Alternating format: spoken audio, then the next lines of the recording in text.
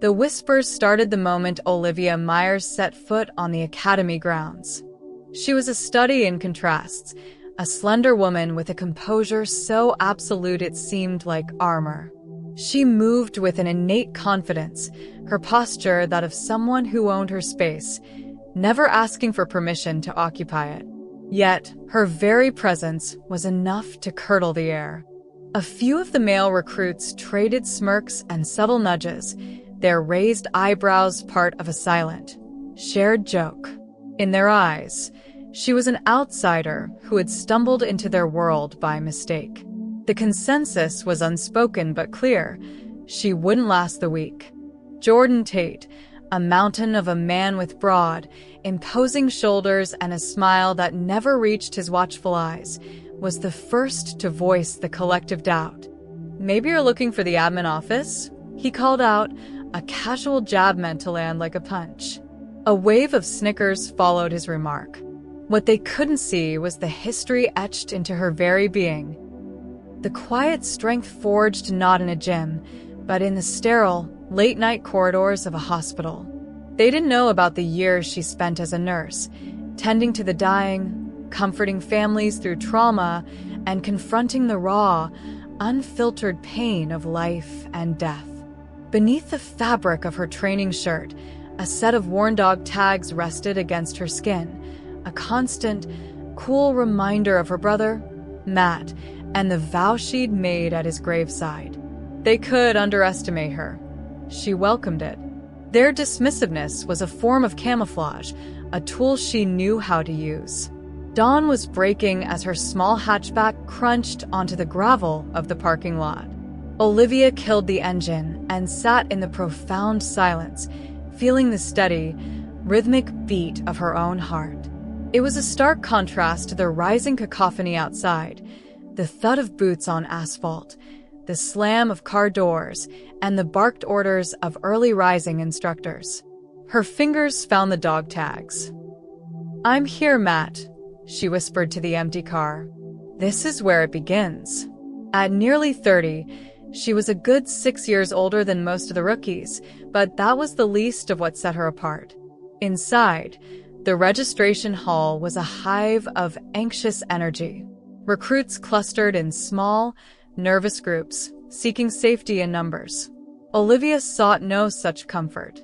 She approached the desk alone, stating her name with unshakable clarity. The woman behind the counter glanced up, a flicker of confusion in her eyes. "Are you sure this is the right place? This is for academy intake." Olivia didn't flinch. "I'm exactly where I need to be." Her solitary stance had already drawn attention. Jordan Tate, flanked by his new friends, sauntered over, his expression one of mock concern. "You here to hand out the welcome kits?" The question was light, but the challenge beneath it was as hard as steel. Olivia simply took the clipboard, filled in her details, and walked past him without a word.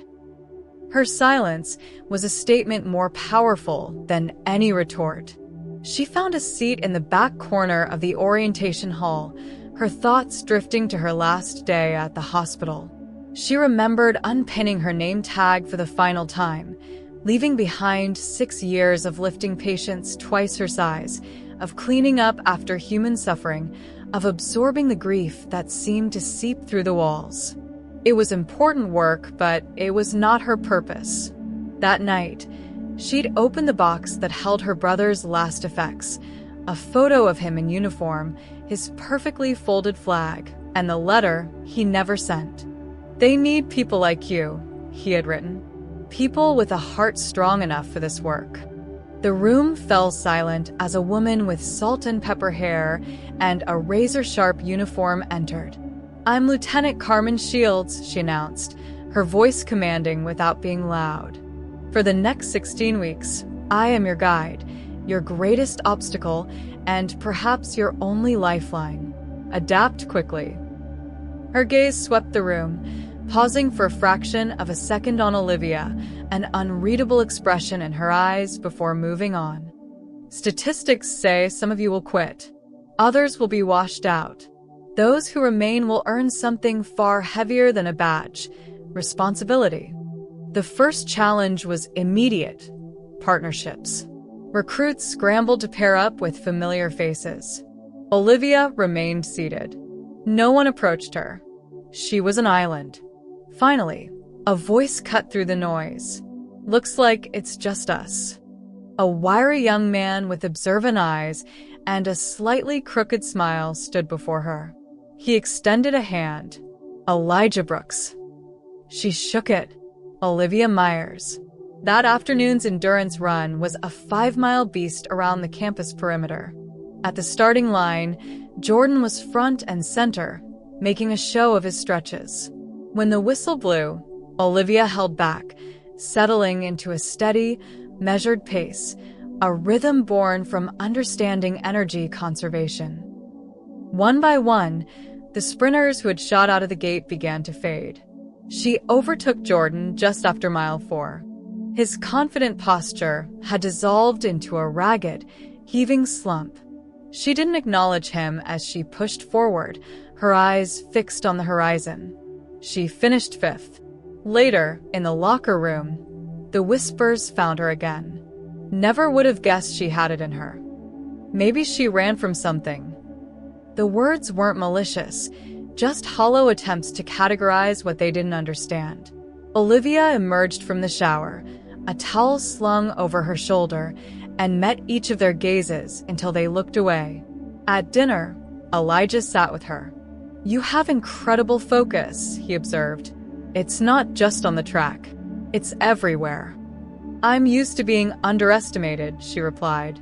"It's a powerful combination." The next day was combat training. When Jordan stepped onto the mat, his victory was swift and theatrical. When Olivia's name was called, her opponent was Tamara Neal, a woman known for her raw power. Olivia didn't meet force with force. She moved with fluid grace, redirecting Tamara's momentum until a single, elegant pivot sent her opponent to the mat. A stunned silence filled the gym. "I yield," Tamara gasped. Jordan scoffed from the sidelines. Beginner's luck. But this time no one laughed. Olivia's silence had started to feel less like emptiness and more like weight. The calm shattered a week later when Lieutenant Shields announced a surprise locker search based on an anonymous tip. When Olivia's locker was opened, an officer pulled a small plastic bag of white pills from the back corner. The mess hall fell dead silent. "Myers," Shields said, her voice like ice. "Explain this." "They're not mine," Olivia stated, her own voice steady despite the knot tightening in her stomach. "This was a setup. We'll run tests. Check for prints," Shields declared. "If this doesn't check out, you're gone." Later, Elijah found her in the library. "The security footage from outside the women's locker room is gone," he whispered, his face grim. "A whole hour from 3 to 4 a.m. is just wiped." He leaned closer. Logan Tress, one of the guys in Jordan's circle, works part-time with internal security. The sabotage escalated. Rumors began to circulate that she'd been fired from her nursing job for stealing medication. During a live-fire drill, she felt a sharp, painful impact against her chest. Her vest had been tampered with, its protective padding thinned. She fought through the pain and completed the drill flawlessly. That evening, Olivia knocked on Lieutenant Shields' door. Without emotion, she laid out everything: the pills, the missing footage, Logan's connection to Jordan, the rumors, the altered vest. She presented facts, not feelings. Shields listened intently. When Olivia finished, the lieutenant leaned forward. "I always knew you had tenacity, Myers. Now I know you have purpose." She paused.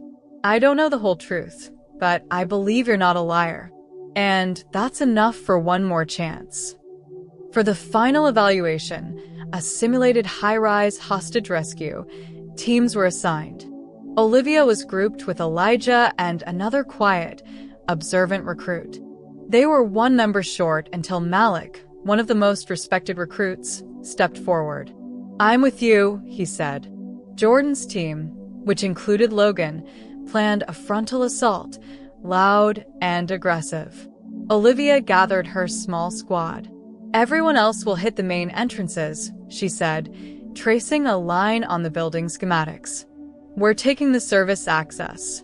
It's quieter, with better sight lines." Her team moved like ghosts. They neutralized threats with surgical precision, using diversion and strategy instead of brute force.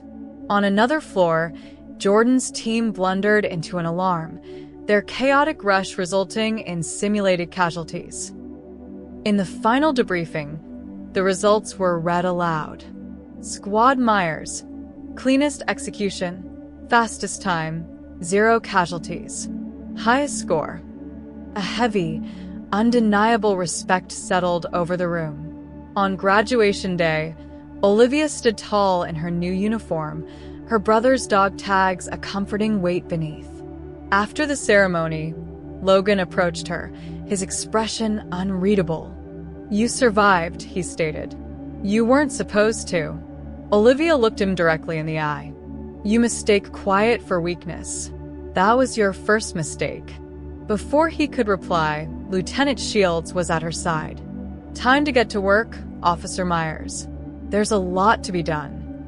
Olivia nodded, the quiet storm of her resolve now a steady, guiding light. She had arrived as a question mark. She was leaving as a statement. She was no longer walking in her brother's shadow. She was stepping into her own light.